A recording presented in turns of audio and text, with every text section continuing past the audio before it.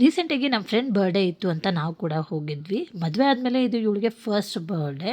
After marriage first year birthday ಆಗಿರೋದ್ರಿಂದ ಸ್ವಲ್ಪ memorable ಆಗಿರಲಿ ಅಂತ ಹೇಳಿ ಸ್ವಲ್ಪ ಗ್ರ್ಯಾಂಡಾಗಿ ಸೆಲೆಬ್ರೇಟ್ ಮಾಡಿದ್ವಿ. ಅವಳ ಡ್ರೆಸ್ ಲ್ಯಾವೆಂಡರ್ ಕಲರ್ ಇದ್ದಿದ್ರಿಂದ ಸೊ ಲ್ಯಾವೆಂಡರ್ ಥೀಮ್ನಲ್ಲಿ ನಾವು ಪ್ರೈವೇಟ್ ಥಿಯೇಟ್ರನ್ನ ಕೂಡ ಬುಕ್ ಮಾಡಿದ್ವಿ. ಅವಳು ಥಿಯೇಟ್ರ್ ಒಳಗಡೆ ಎಂಟ್ರ್ ಆಗ್ತಿದ್ದಂಗೆ ಆ ಫಾಗ್ ಎಲ್ಲ ನೋಡಿ ತುಂಬಾನೇ ಖುಷಿ ಪಟ್ಲು. ಎಲ್ಲರೂ ಅವ್ರವ್ರ ಕೆಲಸದಲ್ಲಿ ಬ್ಯುಸಿ ಇದ್ದಾಗ ಫ್ರೆಂಡ್ಸ್ ಎಲ್ಲ ಈ ಥರ ಮೀಟಪ್ ಆದಾಗ ಅಂತೂ ತುಂಬಾನೇ ಖುಷಿ ಆಗುತ್ತೆ. ನಾವಂತೂ ಹರಟೆ ಹೊಡ್ಕೊಂಡು ಡ್ಯಾನ್ಸ್ ಮಾಡಿಕೊಂಡು ಮಜಾ ಮಾಡ್ಕೊಂಡಿರ್ತೀವಿ. ಫಸ್ಟ್ ಆಫ್ ಆಲ್ ಸಿಗೋದೇ ಕಮ್ಮಿ. ಸೊ ಈ ಥರ ಎಲ್ಲ ಚಾನ್ಸ್ ಸಿಕ್ಕಿದಾಗ ಮಿಸ್ ಮಾಡ್ತೀವ? ಡೆಫಿನೆಟ್ಲಿ ಮಿಸ್ ಮಾಡೋದಿಲ್ಲ. ನಾವಂತೂ ತುಂಬಾ ಖುಷಿ ಪಟ್ವಿ.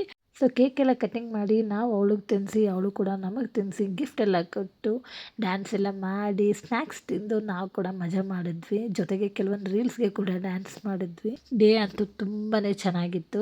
ಇಲ್ಲಿ ಇದನ್ನೆಲ್ಲ ಮುಗಿಸ್ಕೊಂಡು ನೆಕ್ಸ್ಟ್ ನಾವು ಹೊರಟಿದ್ದು ಲಂಚ್ಗೆ. ಸೊ ನಾವು ಹೊರಟಿದ್ದು ಬಂದು ನಂದನ ಪ್ಯಾಲೇಸು. ಈ ರೆಸ್ಟೋರೆಂಟ್ ನನಗೆ one of the all time favourite ಅಂತಲೇ ಹೇಳ್ಬೋದು. ಸ್ಪೆಷಲಿ ಇಲ್ಲಿ ನನಗೆ ಸಿಗೋ ಅಂಥ ಚಿಲ್ಲಿ ಚಿಕನ್ ಆ್ಯಂಡ್ ಬಟರ್ ನಾನು ಈ ರೆಸ್ಟೋರೆಂಟ್ಗೆ ಹೋದೆ ಅಂದರೆ ಖಂಡಿತ ಅದನ್ನು ಮಿಸ್ ಮಾಡಲ್ಲ. ತುಂಬಾ ಇಷ್ಟಪಡ್ತೀನಿ. ಜೊತೆಗೆ ನಮ್ಮ ಫ್ರೆಂಡ್ಸ್ ಕೂಡ ಅಷ್ಟೇ. ಕೆಲವೊಬ್ಬರಿಗೆ ಇಲ್ಲಿ ಸಿಗೋ ಅಂಥ ಚಿಲ್ಲಿ ಚಿಕನ್ ಆ್ಯಂಡ್ ಬಟರ್ ತುಂಬಾ ಇಷ್ಟಪಡ್ತಾರೆ. ಸೊ ಫಸ್ಟ್ ನಾವು ಆರ್ಡ್ರ್ ಮಾಡಿದ್ದು ಅದನ್ನೇ. ಇದ್ರ ಜೊತೆಗೆ ಬಿರಿಯಾನಿ, ಹೈದ್ರಾಬಾದಿ ಬಿರಿಯಾನಿ, ಗುಂಟೂರು ಬಿರಿಯಾನಿ, ಲಾಲಿಪಾಪ್ ಚಿಕನ್ ಇದನ್ನೆಲ್ಲನೂ ಕೂಡ ತೊಗೊಂಡ್ವಿ. ಒಳ್ಳೆ ಫುಲ್ ಮೀಲ್ಸ್ ತಿಂದು ನಾವು ಕೂಡ ಮನೆಗೆ ಬಂದ್ವಿ. ಇದಾಗಿತ್ತು ನಮ್ಮ ಫ್ರೆಂಡ್ ಬರ್ಡೇಯ ಮಿನಿ ಬ್ಲಾಗ್. ಈ ಬ್ಲಾಗ್ ಏನಾದರೂ ನಿಮ್ಗೆ ಇಷ್ಟ ಆಗಿದೆ ದಯವಿಟ್ಟು ಲೈಕ್, ಶೇರ್ ಆ್ಯಂಡ್ ಸಬ್ಸ್ಕ್ರೈಬ್ ಮಾಡಿ. Meet you in next blog. Love you all. Bye.